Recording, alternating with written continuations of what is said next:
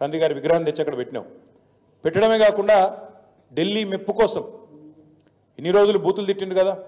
సోనియా గాంధీ గారిని బలిదేవత అని, రాహుల్ గాంధీ గారిని ముద్దపప్పు అని, నానా బూతులు ఏవైతే గతంలో తిట్టినావో వాటిని కవర్ చేసుకోవడానికి ఈరోజు చాలా కష్టపడి వాళ్ళ ప్రాపకం కోసం నేను చెప్తున్నాడు. ఏం చెప్తున్నాడు? రాజీవ్ గాంధీ గారు కంప్యూటర్ కనిపెట్టిండట. ఇక నీకు ఎంత తెలివి ఉందో దీన్ని బట్ట చెప్పొచ్చు. అయ్యా రేవంత్ రెడ్డి గారు, నీకు తెలియదు. దరిద్రం ఏంటంటే నీకు తెలియదన్న విషయం కూడా తెలియదు. నీకు ఎవడు చెప్తే ఇనవు. కంప్యూటర్ కనిపెట్టింది రాజీవ్ గాంధీ, రాహుల్ గాంధీ కాదు నాయన, చార్లెస్ బ్యాబేజ్ అన్నట్టు ఆయన.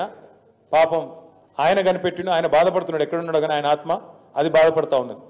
రాజీవ్ గాంధీ గారు భారతదేశానికి కంప్యూటర్ పరిచయం చేసినట్టాడు. రాజీవ్ గాంధీ గారు కంప్యూటర్ పరిచయం చేయలేదు భారతదేశానికి.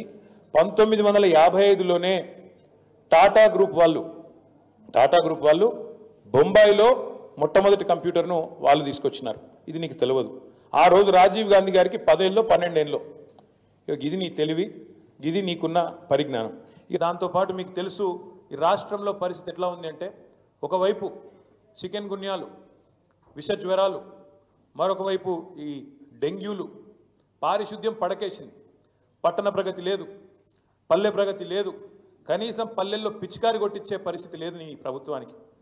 స్కూళ్ళలోనేమో చాక్ పీసులకు పైసలు లేవు, పల్లెల్లోనేమో పిచికారి కొట్టించేందుకు పైసలు లేవు, సర్పంచుల బిల్లులు ఇవ్వవు. ఆఖరికి పోలీసుల బండ్లల్లో మరి మమ్మల్ని అరెస్ట్ చేసి వాళ్ళని కొట్టబోయేటోళ్ళకు వాళ్ళకు కూడా మరి కనీసం వాళ్ళ బండ్లలో డీజిల్ పోసే ముఖం లేదు. దాంతోపాటు హోంగార్డులకు కూడా జీతాలు ఇచ్చే పరిస్థితి లేదు. చెప్తూ పోతే ఒకటి రెండు కాదు, రాష్ట్రంలో ఒకవైపు హెల్త్ ఎమర్జెన్సీ పెట్టే పరిస్థితి ఉన్నది.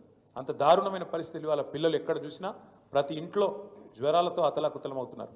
ఇవన్నీ ఒకవైపు ఉంటే పాలనను పక్కన పెట్టి కేవలం కేసీఆర్ను, బీఆర్ఎస్ పార్టీని తెల్లారి లేస్తే తిట్టడమే ఒక పనిగా పెట్టుకొని ఒక పనికిమాలిన పాలన నడుపుతున్న రేవంత్ రెడ్డి గారికి ఇవాళ ప్రజాపాలనా దినోత్సవం జరుపుతా ఉన్నాడు. అందుకే ఇవన్నీ చెప్తా ఉన్నాడు. ఈ సెప్టెంబర్ 17ను ప్రజాపాలనా దినోత్సవం అంటున్నాడు. ఈ రాష్ట్రంలో ఇంతవరకు పాలన అనేదే లేదు.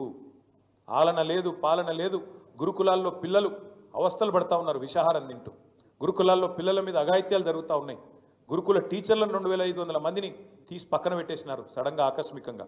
ఇట్లాంటి పరిస్థితి ఉంటే ప్రజాపాలన పేట డైవర్షన్ గేమ్లు ఆడుతున్న రేవంత్ రెడ్డి గారు పరిపాలన మీద దృష్టి పెట్టు, పరిపాలన చెయ్యి, ప్రజలకిచ్చిన హామీలు నెరవేర్చు.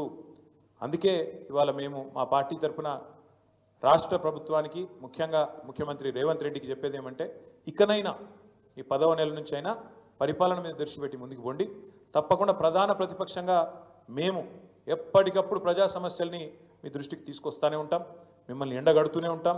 ప్రజాక్షేత్రంలో ప్రజా ఉద్యమాలు నిర్మించి తప్పకుండా ఉద్యమిస్తూ మీరు ఇచ్చిన 420 హామీలు అమలు చేసేదాకా మీ అంతు చూస్తాం, మీ ఎంబడబడతామనే మాట కూడా తెలియజేస్తూ, నిన్న నువ్వేదైతే తప్పు చేసినావో, తెలంగాణను అవమానిస్తూ, తెలంగాణ ఆత్మను అగౌరవపరుస్తూ, తెలంగాణ తల్లి ఎక్కడైతే కొలువు ఉండాలనో అమరజ్యోతి మధ్యన అంబేద్కర్ సచివాలయం నడుమ తెలంగాణ భవిష్యత్ తరాలకు, భవిష్యత్ పాలకులకు కూడా స్ఫూర్తిగా ఉండాల్సిన ఆ స్థలంలో ఎక్కడైతే తెలంగాణ తల్లి కొలువు తీరాలో అక్కడ నువ్వు రాహుల్ గాంధీ గారి తండ్రిని పెట్టినావు.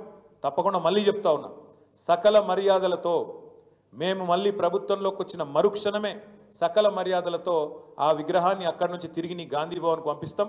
అంతగానం ప్రేమ ఉంటే జూబ్లీహిల్స్లో నీ ఇంట్లో పెట్టుకో, లేదా ఇంకో కాడ పెట్టుకో, కానీ అక్కడ మాత్రం ఖచ్చితంగా తెలంగాణ తల్లి ఉంటది. అసలైన తొలి వెలుగు. ఫాలో వాట్సాప్ @తొలి వెలుగు official.